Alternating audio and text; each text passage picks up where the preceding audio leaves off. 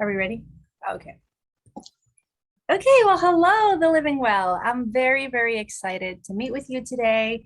My name is Graciela Moore. I am a certified life coach. If anybody can just put on the chat whether or not you can see the screen, just let me know that everything is good. It looks great.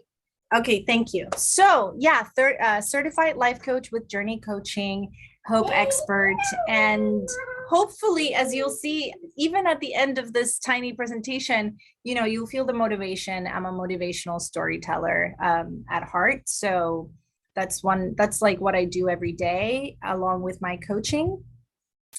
And really what prompted Nicole to invite me here today is not only just to introduce myself, but to discuss hope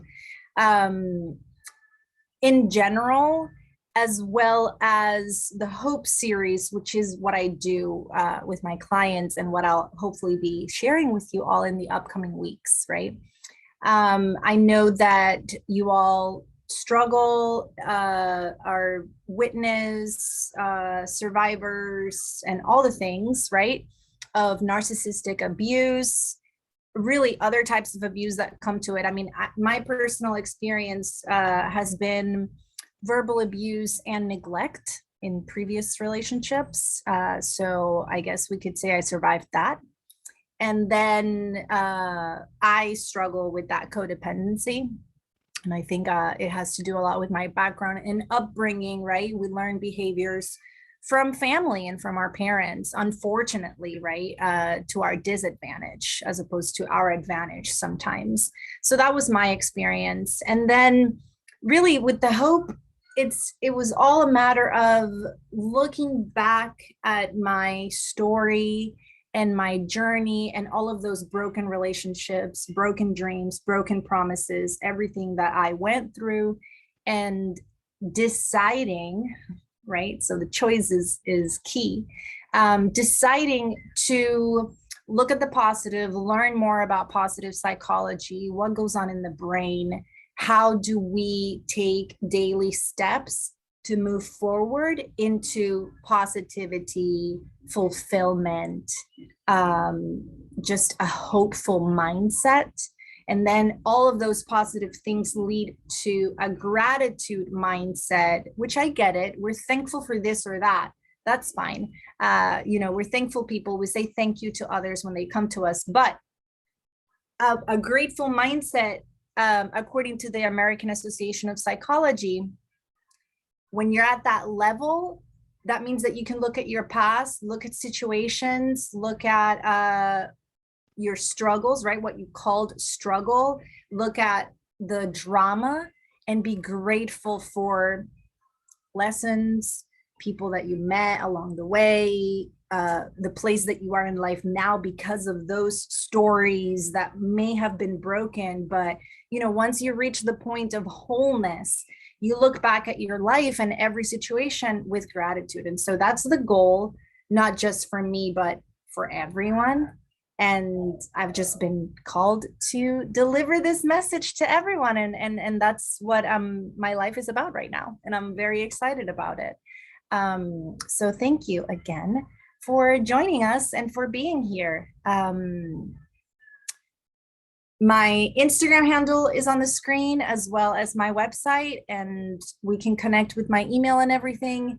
Now, I want to talk about what is it about hope, just real quick, so that we all can have some sort of brief into what hope is and how I maneuver it so that you know what to expect for the upcoming weeks, right, Nicole? Yes, I know.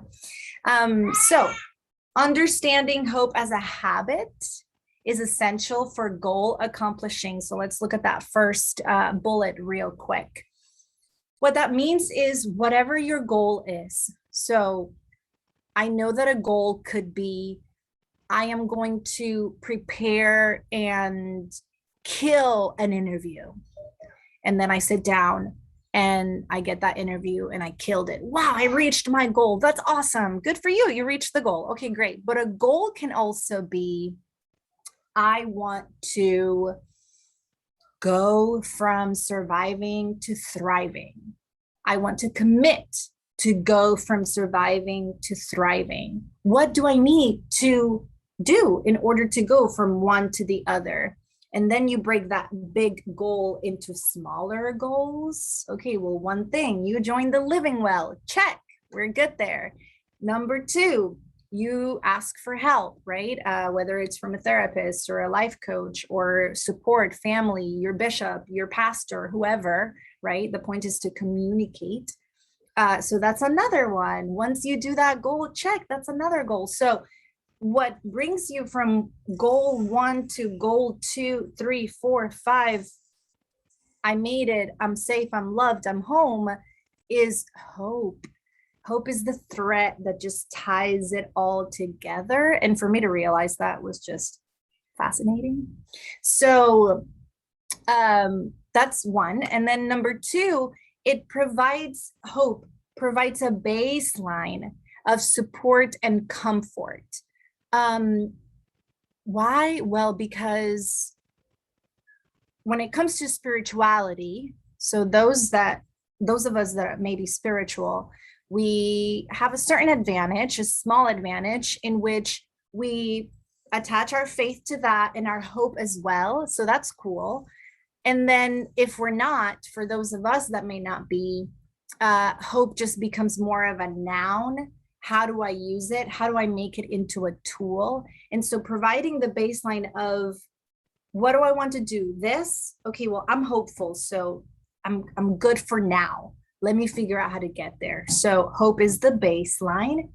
And then comfort, I like the word comfort because when it comes to groups and hoping together, I mean, you see those chain messages on Facebook, let's all join forces and pray for this person. Well, Graciela is all about, let's all join together and hope for what each other wants to achieve.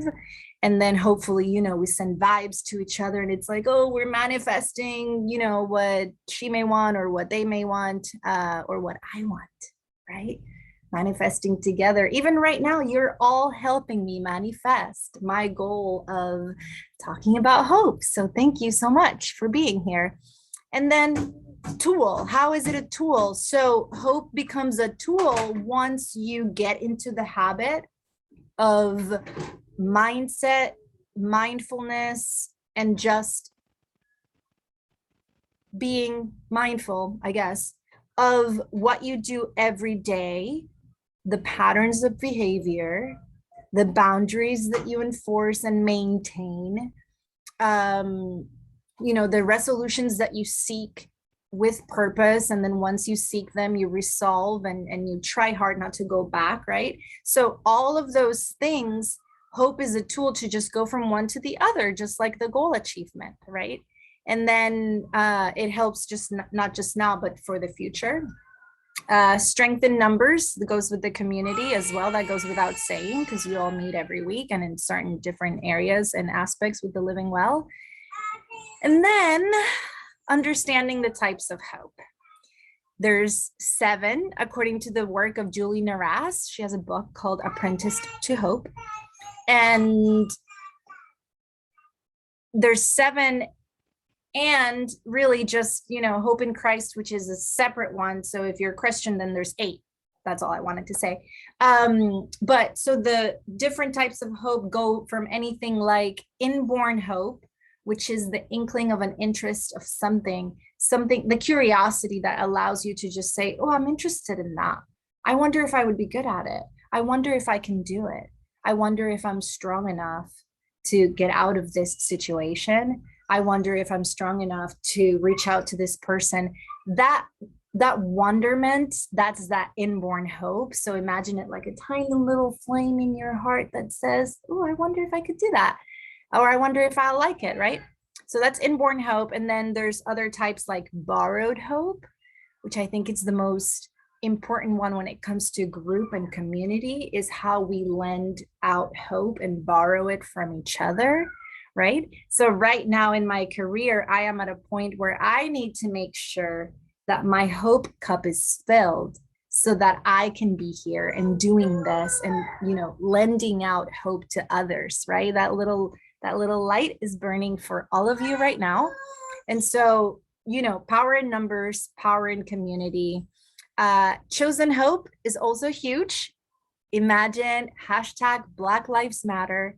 We're all out in the streets in a community doing something together. So imagine all of your endeavors, what you choose to do in your organizations and friendships. That's chosen hope.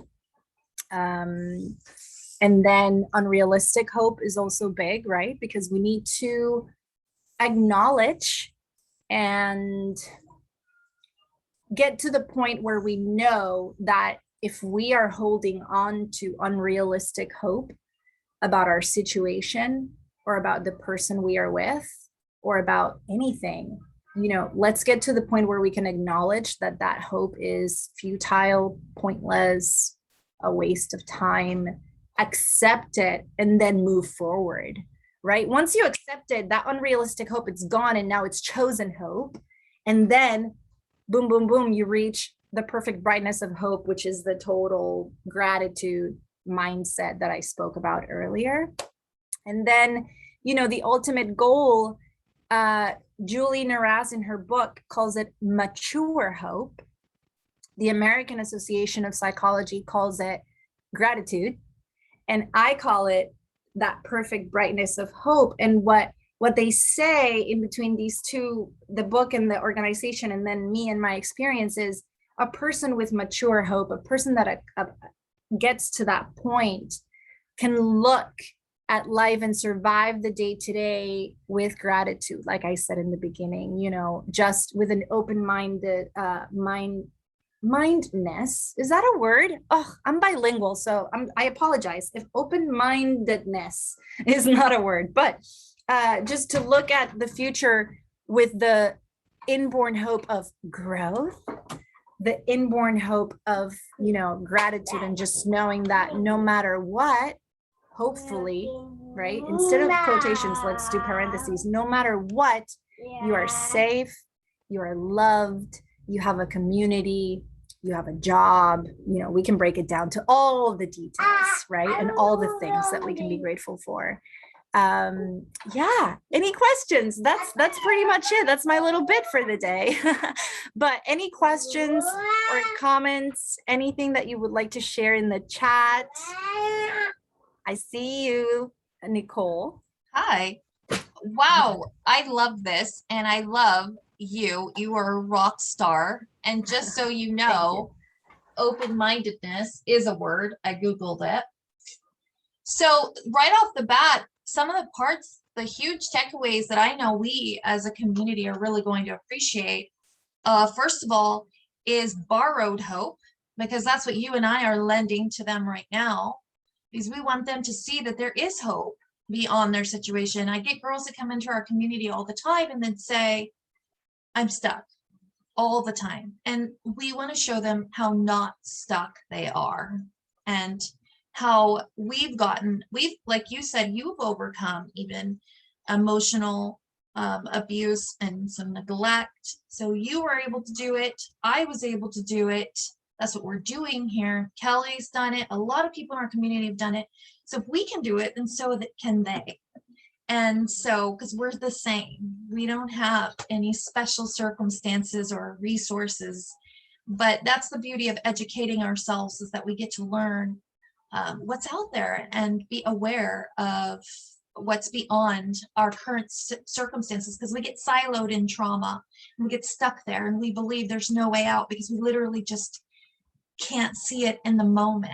And as I always tell my clients, you may not be able to see a way out right now, but that doesn't mean there isn't one. It means you just can't see it right this second, but you will find it. Yes, they love it. So yeah. I love what you just said, and thank you so much. You just reminded me of something that I was very impressed that I wanted to share, which is, as life coaches, our main kind of technical job is to reframe. That's a technique. That's a technique of applied positive psychology. And it's, the person comes with something, and if it's negative, allow me to reframe it for you so that you can see it just from another point of view, right? And I just want to say this. I'm going to put it in a meme. and I want to share it. And I didn't make it up. I'm certain that I didn't, because I'm not that creative or original. I just, I just find things and quotes and memes, but it made me think of all of you today. And the fact that I saw it just this morning, I just knew it was for this. And that is for you to know and to think about this. You have survived 100% of all of your bad days. You did. You're here today. You are present online, which means 100% of my past, I've already survived it. 100% of your past, you've already survived. And how epic is that? I get goosebumps just thinking about it, because I was like, whoa, that's so true. And we don't get 100% of anything lately. We're all depleted. This pandemic has been so draining. At least we're not in quarantine anymore. We can do more things and go outside and get fresh air, but it's been tough. It's been really tough. Businesses lost, families that got quarantined and then didn't survive that quarantine. I'm a stepmom of teenagers, and that was interesting to be quarantined with my stepkids. And so, yeah, look at us. We survived 100%. I just wanted to share that. It's amazing.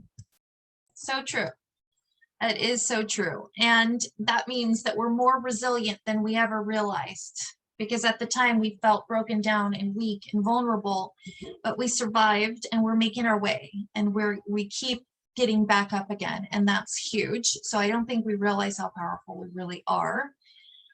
The second thing that I think this demographic in our community is really going to benefit from thinking about too is unrealistic hope, which is exactly what gets women who are with a narcissist every single time, because we keep believing it's going to be different for whatever reason. And I think it's because that's how we survive it, or that's how we convince ourselves that another day is worth it. But if I can just get them to shift that thinking, and we have some in our community that have been with narcissists for over 20 years, still waiting for the day it's going to get better, or we're going to love them enough into being different.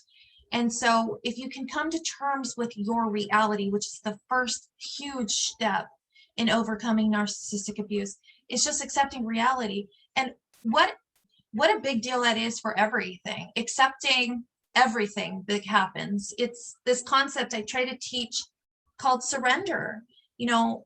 Whatever is. And even if we resist it and fight and argue with it, it's still going to be what it is. So the only real power we have is how we respond to what it is. So once you come to terms with the fact that you're dealing with a narcissist, then you cannot get lost in unrealistic hope. You must come to terms with your reality and now deal with it according to the truth, and not what you've convinced yourself or the narcissist convinced you is true to keep you putting up with bad behavior. And that's what we're going to be working on in the school. So super excited to have met you. She is definitely going to be joining us, and you are welcome to work with her directly now. We're going to put this up on all of our social media as well. But she's also going to be joining as a coach and teacher at the School of Narcissistic Abuse. I believe we haven't 100% solidified that, but I believe we're in tune with each other when it comes to that. So yeah. But we have amazing coaches in our community, and she's going to be joining us, and we'll be doing more and more of this type of deep diving work into what life, because the big takeaway I want you guys to take away from Graciela's presentation is also that there is hope. That's a big one, because we don't believe there is. And also turning our attention off of the narcissist and onto ourselves. And like she said, making a decision about how I want my life to look. I'm only going to get 83 years or whatever it is. That's a magic number in my family. Everybody dies at 83. If you only get 83, then how are you going to spend those 83 years is your right and your responsibility. But nobody tells you when you're in a toxic environment that you have those kind of choices. You just kind of give in to what everybody else is demanding from you to keep the peace. But we really want to challenge you to level up and take a seat in the driving seat of your life so that you are not at the end of your life feeling like you've wasted your one chance to get it right on a life full of regret. And because I've met women like that in this particular community that are at the end of their lives and really regret, because not only do they hate their narcissist now, but they also hate themselves because they didn't step up and take responsibility for their decisions and their daily practices, like you talked about, their choices and their goal setting. Because we all can achieve our goals if we're focused and we're paying attention and we're putting the energy towards that. Because whatever, last thing I wanted to say is whatever we feed grows and whatever we ignore dies. And so we've been feeding the relationship with the narcissist, and we are dying physically, emotionally. And that's why we start to disintegrate. So we want to put you focused back on yourself and making choices for your future that are in your best interest. Yeah. Yes, that was beautiful. Thank you so much. I'm very, very excited to just be a part and help in whatever way I can. Resilience is huge. We're going to talk about that in the Hope series. We're going to talk about resilience because the whole point of the habits of hope, that's what we talk about on week 3, is to develop that resilience so that when adversity comes, that resilience is your superpower. Technically, what the Hope series is about and what Hope, this work is really about, is you prepare now so that when that adversity comes, you know, you're ready. So do we need to get prepared with boundaries so that when the time to enforce a boundary shows up, you're ready emotionally and mentally to enforce that boundary? Then that's the goal. And so on and so forth. I'm huge on boundaries. I mean, you know, my husband will come to bed at midnight wanting to watch Netflix, and I'm like, no, I'm asleep. We're not watching Netflix right now, you know? Oh, but I need to unwind. No, right? So that's a boundary. My toddler, his nap time is the same every day, whether he's awake or not. That's a boundary that I enforce. Does it break my heart to leave him in his crib and he's wide awake? Yes. Do I go back? No. Right? Those are all boundaries, and just getting everyone to that same level is really what lights me up. You know, one person at a time, making the world a better place. And to be honest, my husband was married for 19 years with a narcissist. So even though it wasn't my experience, you know, we're all very close to this. We all are, whether it's ourselves or someone we know. So it's very important. What you're doing here is amazing. So I'm very honored to be a part of it. And, you know, just let me know what you all need. Thank you so much. Appreciate you. Yes, you're welcome. I will be stepping out now so you can go on with your class, and we'll be in touch soon. Take care. Thank you.